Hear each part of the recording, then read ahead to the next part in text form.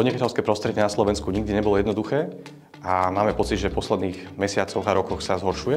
Celkový stav podnikateľského prostredia na Slovensku vnímam momentálne ako pomerne pesimistický. Je to hlavne vďaka tej rastúcej inflácii, vďaka znižujúcej sa kúpyschopnosti obyvateľstva a teda aj vďaka vlastne tým zahraničným konkurentom, ktoré tu neférovo vlastne tlačia na znižovanie tých cien v očiach spotrebiteľov. Keďže e-commerce je cezhraničná hra, máme veľké množstvo konkurentov, ktorí sú mimo Slovenska, je veľmi potrebné, aby podnikateľské prostredie nás nedostávalo do nevýhody voči zahraničným hráčom. Hlavne európskym, a ako už bolo aj spomínané, aj v rámci celého sveta, čo sa týka čínskych marketplaceov. Ľudia chcú podnikať, podnikajú, mnohým sa darí nielen na Slovensku, ale aj v zahraničí. Vstúpiť na trh, založiť si firmu je dnes už pomerne jednoduché, takže toto by som ako nejakú prekážku v podnikaní nevnímal.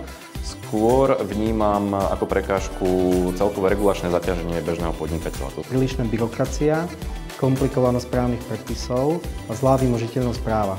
To regulačné prostredie, ku ktorému sa musím prispôsobiť, je tak rozsiahle, že z pohľadu podnikateľa môže predstavovať aj pomerne veľkú výzvu. Takže pokiaľ by bolo niečo, čo by mohlo to prostredie zlepšiť, tak bolo by to práve zmiernenie toho regulačného zaťaženia podnikateľa.